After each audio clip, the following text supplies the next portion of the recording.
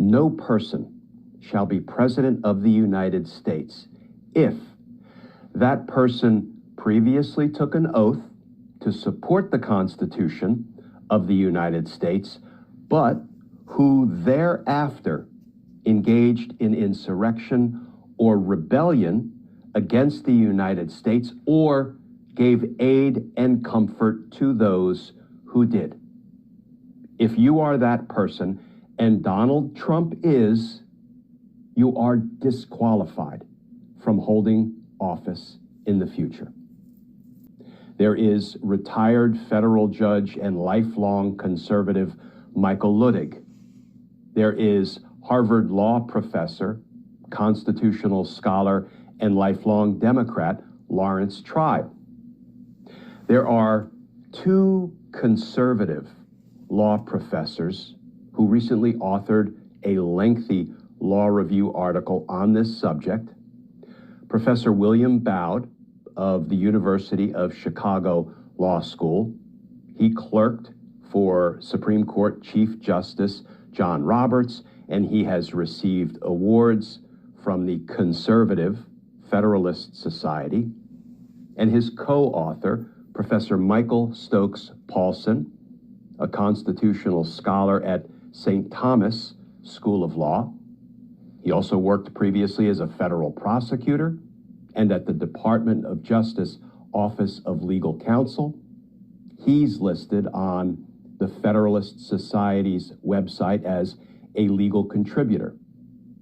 These are conservative professors, academicians, and constitutional scholars.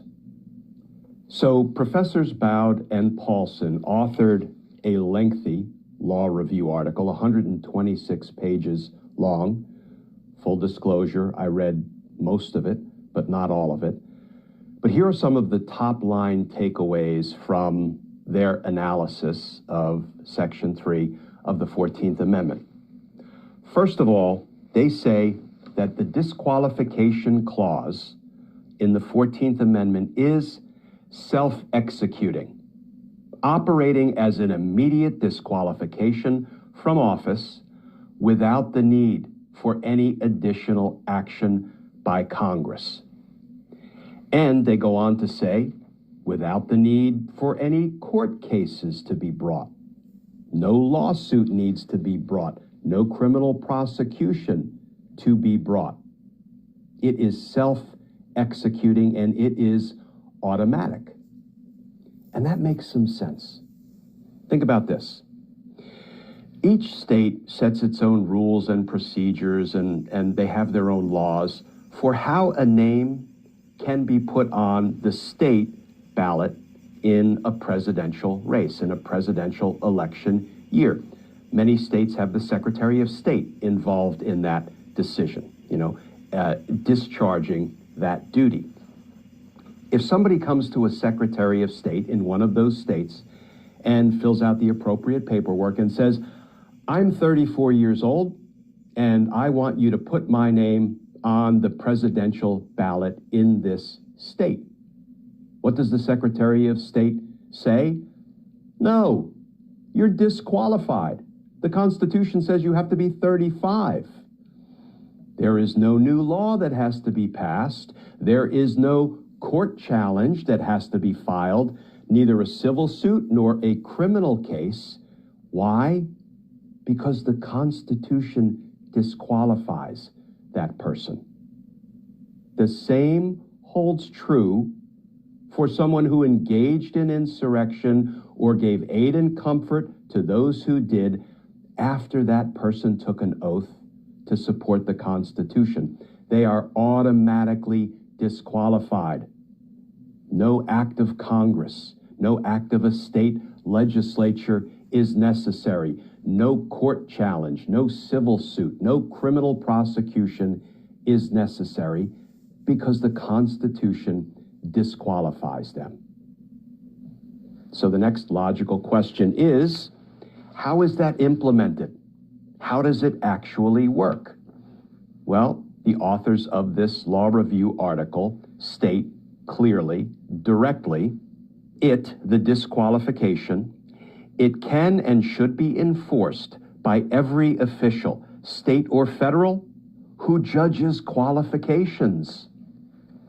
And friends, that's what we were just talking about. Let's use Michigan, for example. The Michigan Secretary of State is Jocelyn Benson, and I believe under the Michigan law and the Michigan procedures for putting names on ballots, it is largely her decision.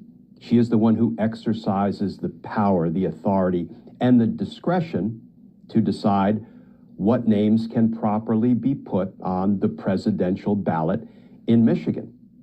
So if somebody comes to her who is 34 years old and wants to get his or her name on the presidential ballot, she would refuse to put it on. She would exercise her authority and decline to put that name on a presidential ballot because that person is disqualified under the Constitution. The same is true if someone who previously took an oath to support the Constitution, but thereafter engaged in or gave aid and comfort to an insurrection, that person is disqualified by the Constitution from having his name placed on the ballot for president. I'll tell you, friends, if it was me and I was a Secretary of State or an election official or the person who was empowered, who was authorized to either place names or decline to place names on a presidential ballot in my state, you can bet I am not violating the Constitution by putting a 34-year-old on there or putting Donald Trump on there, because each of those people is equally disqualified. Now you may say, well, what happens when some Secretary of State decides to put Trump's name on the ballot or declines to put Trump's name on the ballot? Well, then I think that's when there are court challenges that will undoubtedly be filed, and I say bring them on. In the states where somebody puts Trump's name on the ballot, there will be lawsuits filed saying this violates the federal Constitution because the evidence that Donald Trump engaged in or gave aid and comfort to an insurrection is clear. It's on video. We've seen it with our own eyes. We heard what he said with our own ears. In the states where they refuse to put Donald Trump on the ballot because he engaged in an insurrection, a suit will be brought, undoubtedly, saying, oh, no, his name has to go on the ballot. And all of these things will move into the courts, and I believe the courts will, by and large, get the litigation right. I'm going to talk in a future video about how I see this playing out once it bubbles all the way up to the Supreme Court, but take heart, spoiler alert, I think the Supreme Court is going to get this right, and they will support the conclusion and the interpretation of the Constitution that says Donald Trump is disqualified from holding federal office again, but we'll talk more about that in the future.